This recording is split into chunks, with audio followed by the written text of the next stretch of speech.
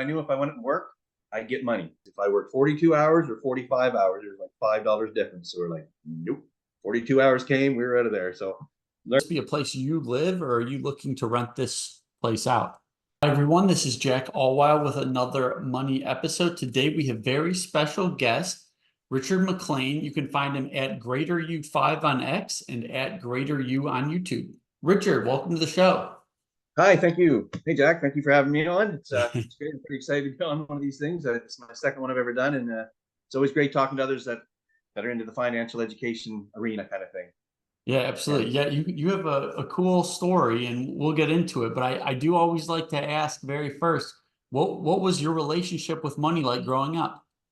My relationship with money growing up wasn't too great, other than the fact that I knew if I went to work, I'd get money, and that Okay. some people had money, some people didn't, and those that had money like seemed to have lots of it.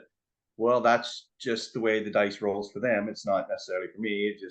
That's just the way it is. There's no changing that or anything. That's just those people there, and I'm this kind of person here. So I really that was pretty much about it. I tried to figure out early on in life what's the easiest way to make it, and at that time I used to like driving.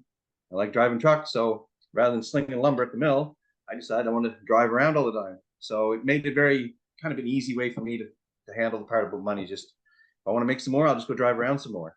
Hmm. But I knew after about 5 years of doing that, thinking I want to make more money, so I'll drive more and more and more and more. Well, there's only so many hours in a day, and after about 5 years, didn't I always said like I do it for nothing because I liked it so much. But then after about 5 years, it kind of felt like really I was doing it for nothing because I couldn't seem to make any more money, and burnt myself right out. So I knew there's something wrong with that concept. I thought I had my head about money. Hmm. So growing up, basically, that was my concept of it. How did your parents talk about money? Like, did they budget at all? Was there any discussions around it? Did they, talk negatively about it or the people that had it? Not so much. They're both employees too Okay. for quite a while, and then later on they'd get into business themselves.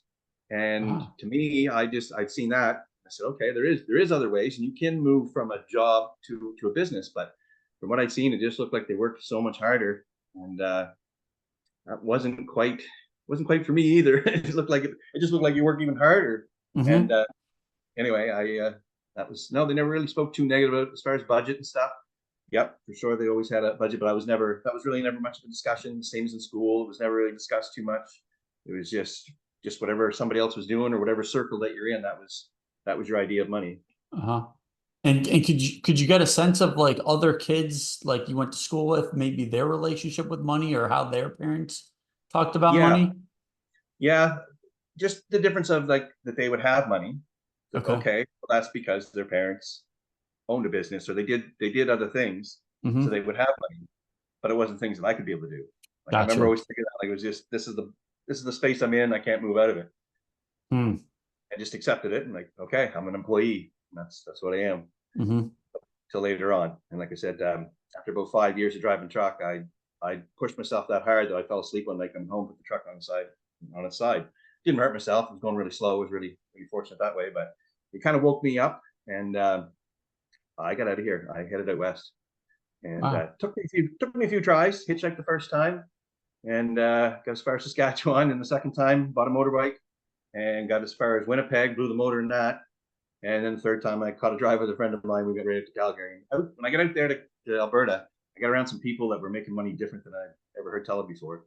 And I think the biggest thing was come across Robert Kiyosaki's book, Rich Dad Ah. Poor Dad, where he pretty much explains the difference. And there was a story in there about the in Hawaii with the families that got the contract to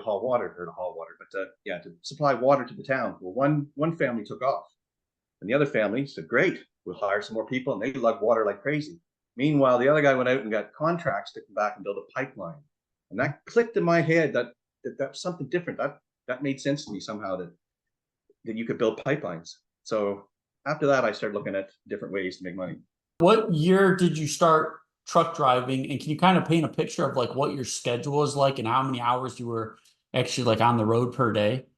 Well, in 94, I had my license, but I was probably driving a couple years before that, just back road and stuff like that. That's usually growing up around here. That's kind of what you end up doing. Okay. Go up through it. Schedule. Uh, for those 5 years, I'd start Sunday afternoon and I'd go right through till Saturday afternoon and just go until you fell asleep and then go again. But at the first couple of years, it doesn't feel like work because it's something you're excited about doing. And I was running self-loader and stuff too. And anyway, it didn't seem like work till about the third or fourth year that it started not making much sense. But so the schedule would be at that time, just go. Like since then, I still drive truck some, but well, I shouldn't say some. I still drive truck full time, and schedule's a little bit different now. It's not quite like that. It's just 12 hours a day, and 3 a.m., 4 a.m. till 3 or 4 in the afternoon for night shift, and then day shift, the same kind of thing. And Monday to Friday, so no more weekends, no more pushing that hard. But still, I'm just driving around. And That's kind of nice. I guess I'm kind of oblivious. Like, what are you actually transporting? And does someone else just tell you, like, you're taking item X from A to B? Or how does the schedule actually work? Well, I'm in Or New get- Brunswick, so I'm pretty close to Maine, which is pretty much all woods. So Okay. what I'm doing is I go into the woods and they load logs onto me, and I take that to Ah, the mill. And that's basically what I'm doing. I'm in the woods a lot, okay. which is fortunate for me because because now the woods has signal. A lot of places you got internet signal, and because I'm in the woods, I'm usually pulled over waiting for traffic to come the other way, and I get in a lot of time to get on my phone to check for stocks and stuff like that. Because as I got going along, I looked at a whole bunch of different assets and real estate. I almost pulled the trigger on real estate. I went down that road, took some courses and stuff, but you had to have a lot down. And you had to have pretty good credit. And those are two things I did not have at the time.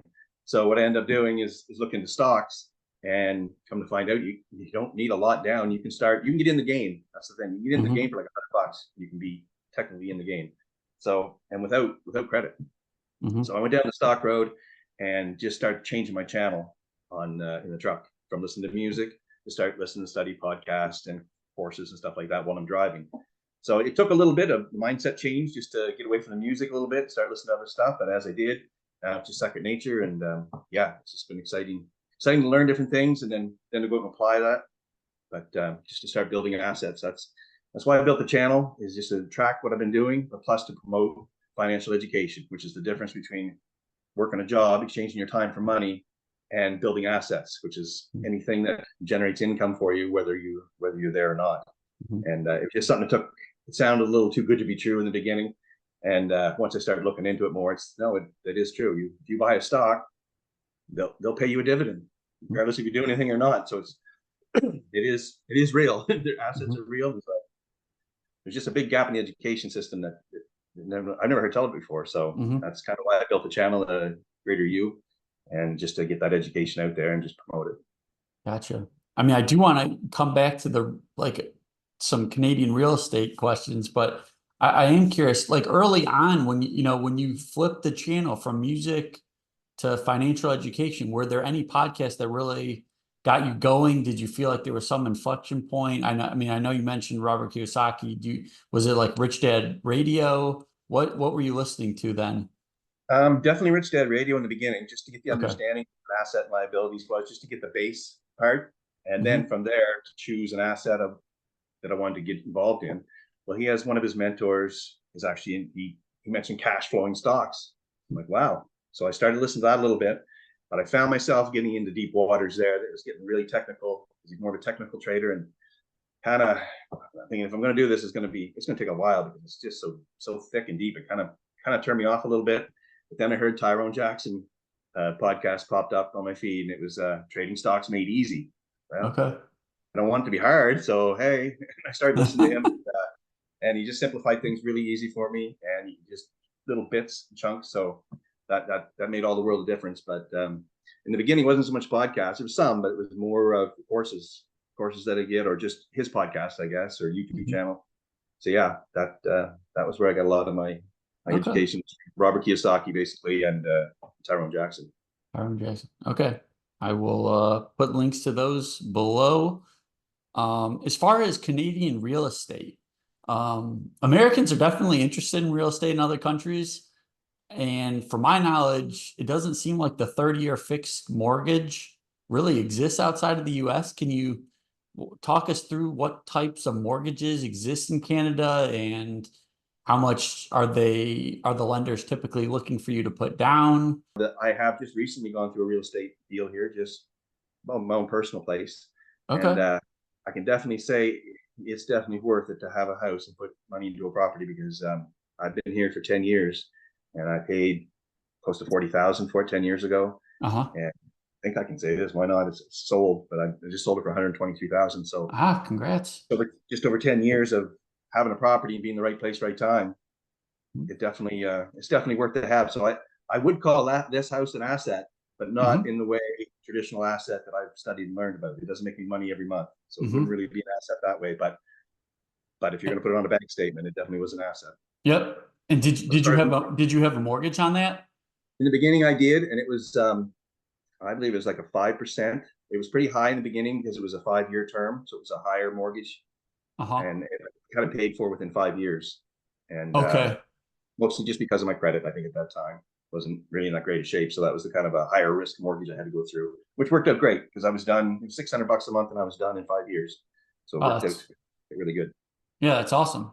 Yeah, I've heard like a lot of like I know in like the UK it's pretty common. Like there's the first 2 or 3 years is like a fixed rate and then it goes switches to a variable, but yours was just a 5-year term anyway. So I guess Yeah. you didn't even go through that.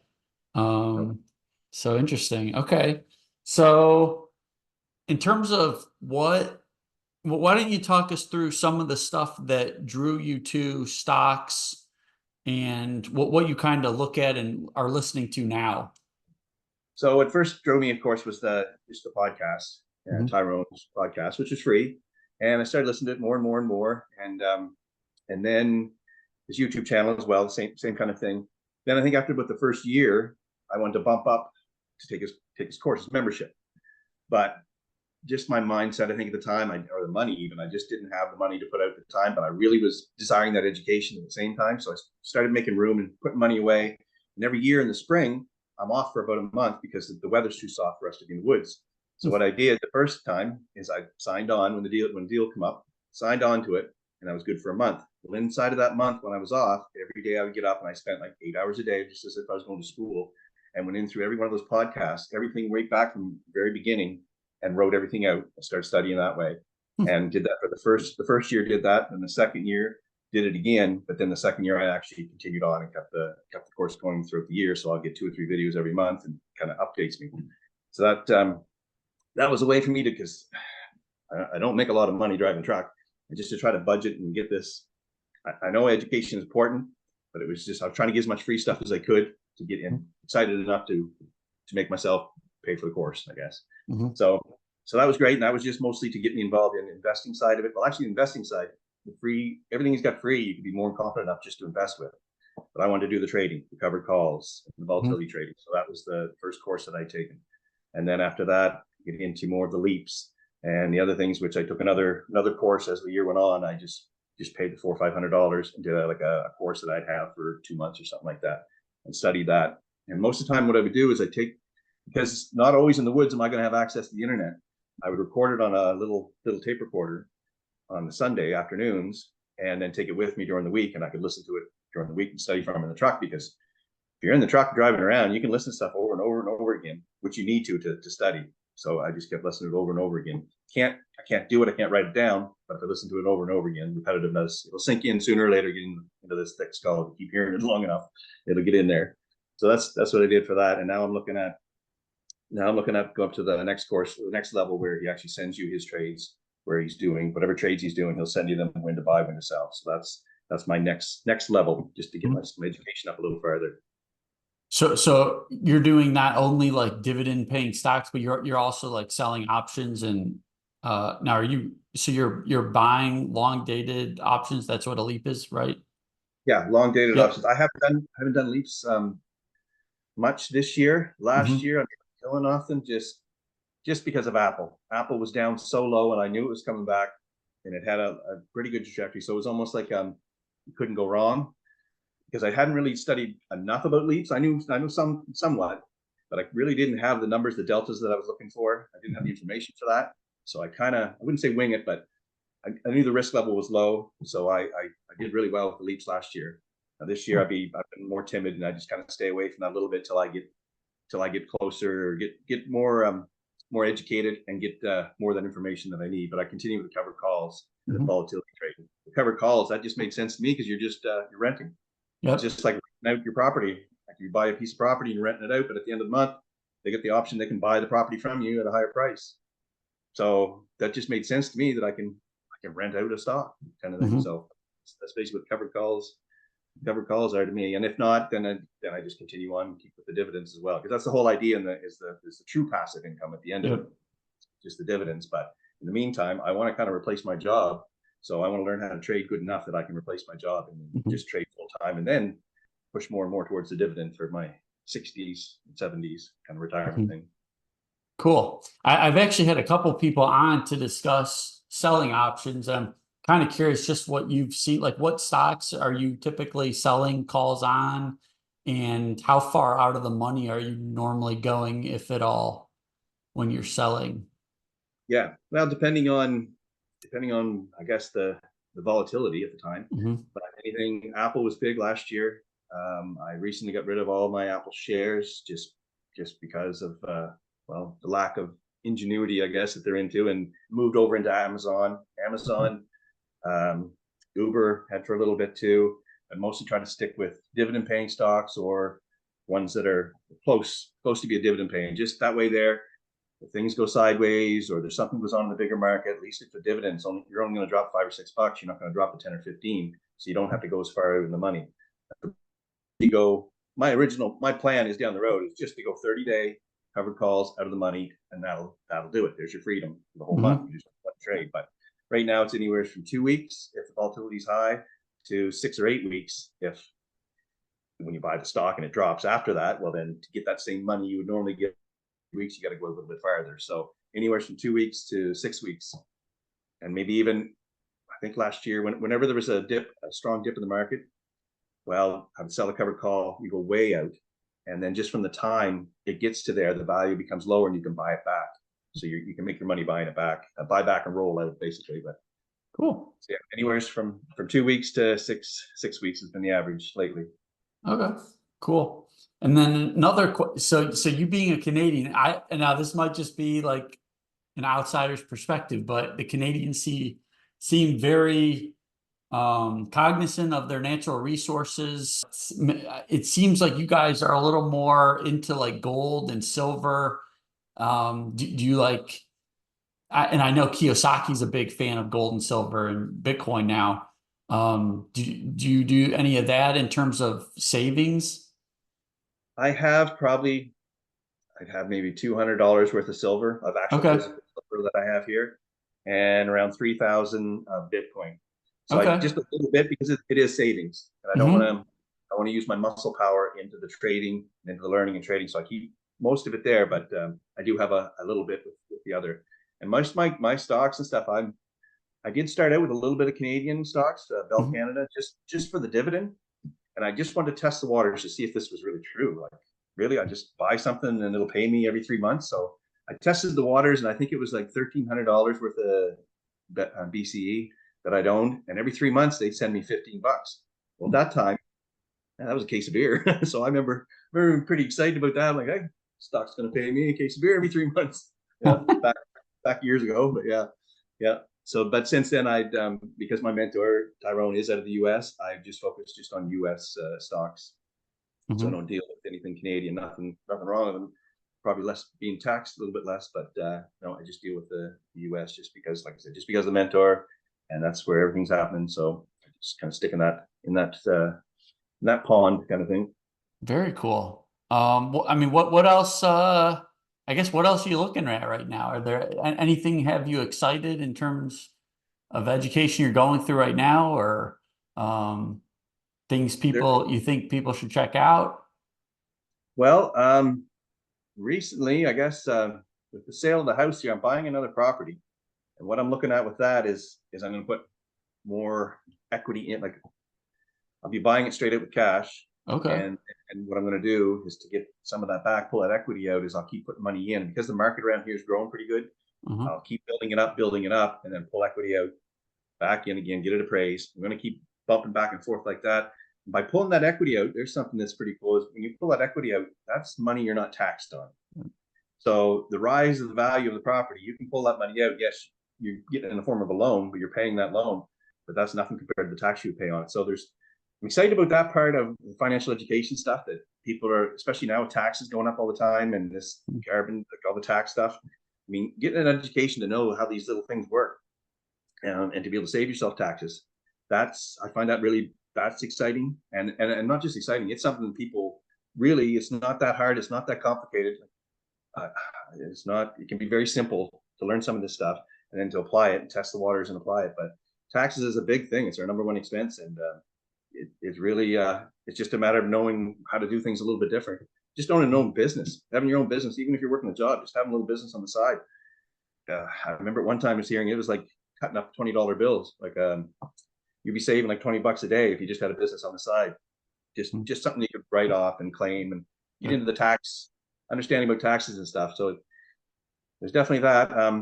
The other part I'm excited about too is Chipotle. They're going for something that has never happened before in any big markets anyway. And this is me studying and learning all this. Has come from Tyrone, but that they're going for a 50-to-1 split. So their growth rate has been going crazy for a long time, but the shares are way up in the thousands per share. So it's not everybody can just get into that, but sometime I think it's in June here that they're gonna split. Sorry, what stock was that?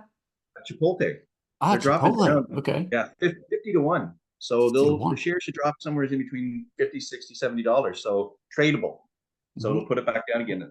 Haven't been big into splits. There just haven't been a whole lot around, but starting to understand them more and the power of them. It's because usually it's so everybody can get in. Because of that helps push the stock was back up again. That's why I'm in Amazon, because they were really high at one time here a year or so ago. And yeah, you can trade. Gives everybody a crack at the can kind of thing. I'm just gonna say that. And another thing is just when you look at stuff and wherever you're at, you always know you can change that at any time. It's just your perception. We're always perceived. I don't know. I can't tell if this is does come up on the camera, but we look at things a certain way and we see things a certain way. Right now, one definitely looks smaller than the other. I change that again, and you can see now the other one looks smaller than the other, but really they're both exact same size. There's no trick to that at all. They're both the exact same size. It's just our perception, how we look at things. Just know that at any time in your life at all, you can always change that perception and learn something different and head that way. So that's definitely just something I wanted to throw out there as well, because it's definitely helped me in my life. I've been able to change things, certain habits, and look at money different, look at anything you want to do, you look at it a little bit different, and there's different perceptions of it. So a couple follow-ups. So the real estate you're going into, so you're going to pay cash and you're going to use some of that cash to fix it up, you're saying, and then pull some out when you go to refi? That's the plan? Like, yeah.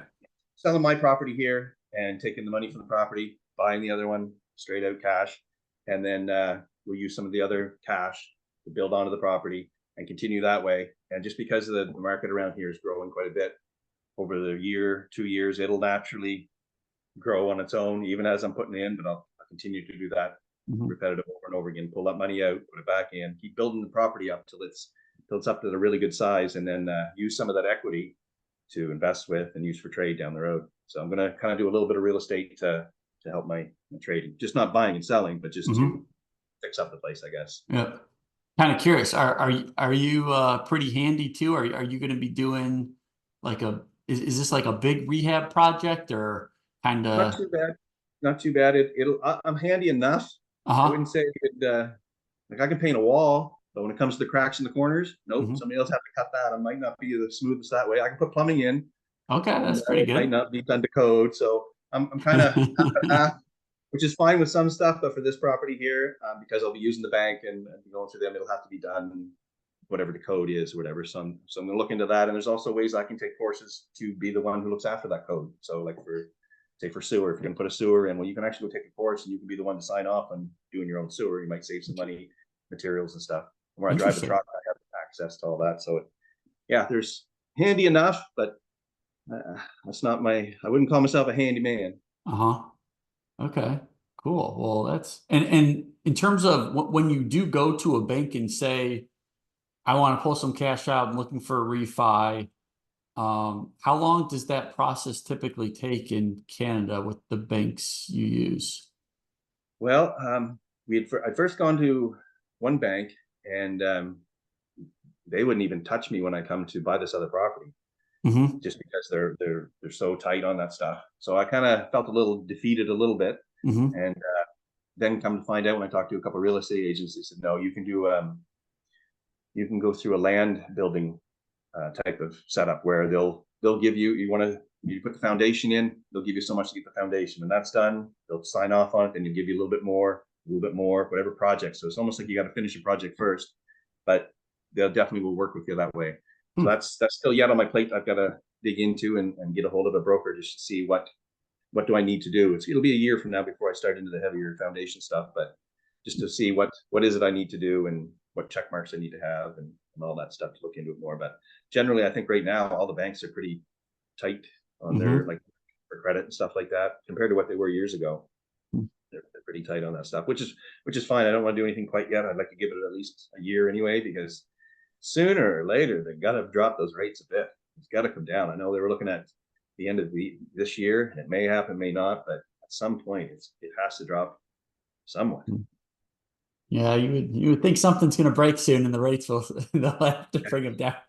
But Hopefully, I mean, it's yeah. okay in the trading side of things because when the rates are up, that doesn't affect the trading any. Actually, the premiums go up as well, so it's not hurting as bad that side of things. But when you come to purchase a home and go through mortgages and all that stuff, yeah, that 7, 8, 9%. That's a Mhm. lot. And will this new place you're getting, will this be a place you live, or are you looking to rent this place out? No, this will be the dream home. This will Okay, be cool. on the water, so we'll build it up as a dream home. And this had to make sense to me. So because I plan on renting my home that I just sold, I plan on renting that out this fall. But the way things have worked is that we're just going to grade out and sell. And this is the play I'll do with the other end is I'll fix up our own dream home and keep pulling equity out and using that equity. Mm, okay, very nice. Um, what else did I want to ask you? How about so you mentioned Rich Dad Poor Dad. Any other books that really stick out? I know you're on the road a lot, or do you listen to audiobooks also? I do, but before I was on the road, I took 5 years off. Like when I mentioned earlier, when I worked for 5 years straight, and then I Hmm. put the truck on the side of the road. Well, when I went out west, I didn't get into trucking. I spent 5 years of just doing whatever Okay. types of stuff. So in that time frame, I did get a chance to read quite a few books. Uh, what is it? Babylon, Ah, Richest Richest Man Man in of Babylon. Babylon. Yeah, that whole pay yourself first. That that Yep. kind of that kind of settled in pretty good. Think and Grow Rich, of course. That was another great one too. Wallace D. Waddles. Yeah, there's quite a plethora of books out there, but Feel the Fear and Do It Anyway, Cynthia Kersey. Okay. There's some, yeah, there's went through some of the realm of the self-help books, definitely for sure. Uh, Positive Thinking, Norman Vincent Peale. Okay. Power of Positive Thinking by Norman Vincent Peale. Um, yeah, there's some other good ones that stuck out, but like I said, the Richest Man in Babylon that stuck out pretty solid for the principles in there. But what I do find is as I start reading a lot of these other books as well, you look at the principles. Well, there's one book that's been around for a long time that's got those principles right in it as well. At some point, I'd love to do the direct comparisons, but I do find as I start reading those other books that it's like, hey, that's in here, that's in here too. So like as far as the talents, well then yeah, there's a lot of books out there, and they're all great when it comes to bettering yourself. And Bob Proctor, he was another one I listened to a lot of, just for his different take on things and how he looked at it. And well, The Secret, I guess that was his. That was the one. He was the one they were talking about in that movie, The Secret. Okay. And yeah, there's been a few good books, but a lot of Robert Kiyosaki stuff in the beginning. His Cash Flow board game Hmm. that was a game changer for me. And we played that out west with the big crowds, like 15, 20, 30 groups all together. And that was great. I mean, it might take an hour and a half, 2 hours just to get halfway through a game, but just to get that understanding, the difference between cash flow and positive cash flow and negative cash flow. And yeah, and I still play it online every now and then. I'd like to figure out somehow, probably maybe with Zoom, but make it the easiest for everybody to get on there as well and start playing online with some people that are just starting to learn about this stuff because it Hmm. really helped it really helped me learn quicker and faster and easier because it's a board game. It's simple. Yeah. It's just like Monopoly, only on steroids. So yeah, it's exciting. Yeah, it's funny how we tend to learn better when we're having fun. Yeah, It's funny how yeah. that works. Well, there's a reason why they sang us the ABCs. Yeah. They made it fun for us, so we remember them easier. So yeah, Yeah. yeah. So Richard, as we're winding down, I do like to ask everyone, what's the best and worst personal finance advice you've either heard or received? Let me see. The best financial advice. I'd want to say pay yourself first, but there'd be a caveat with that. As I started to go down and try to pay myself first, I struggled because I was trying to too much at one time. Hmm. But it's just to set the habit. It could be $1. Just do it consistently. So it's nothing the amount. As important it is just getting the habit set. Hmm. So I guess that part would have been more the best advice because I'd struggled. I struggled for a bit and I couldn't seem to get. I had to keep going back in, taking that money to pay the bills back. So then I felt defeated and beat yourself Yeah. up over so many things. But it was just to set the habit. So it can just be a small amount that you're putting away. Don't worry about the amount. Just get in the habit of doing that. And then after a while, that amount will grow. So that would probably be the best. The worst, overtime. Oh, yeah, you can work and get some overtime. Overtime. Uh-huh. Yeah. Okay. Overtime for who? I worked at it was a glove factory and we had her figured out. I think at the end it was if I worked 42 hours or 45 hours, it was like $5 difference. So we're like, nope. 42 hours came, we were out of there. So learned that Huh. one earlier on that just because of taxes. Again, that was the thing. But overtime, yeah, it's great, but how great is it really? So that would have been, yeah, that was Hmm. probably the worst advice. Yeah. I'll keep working, get all that overtime. Okay, bust my guts out on Saturdays and working all that hard for just a little bit extra few crumbs. Like, no, there's more to life. Now, I guess back to your best advice that you gave, like in terms of habit, um, or creating good habits. Have you found anything to be particularly helpful in terms of making good new habits? And maybe harder is the forgetting the bad habits. I'm just gonna say I've had more bad habits that I've had to correct myself with than adding new ones so much. But yeah, yeah, for sure. Just I guess knowing that purpose maybe and the Okay. reasoning why I change those habits. When the understanding and the dream is big enough, then the habits will kind of fall to the side, the bad ones. I mean, they'll keep knocking on your door. They'll keep wanting to come back for sure. And every now and then, a couple might sneak in, but for the biggest part, no. Just to focus on what you really want. And as far as like money habits and stuff like that, well, again, it might not happen overnight. It might take time. Just don't beat yourself up over it.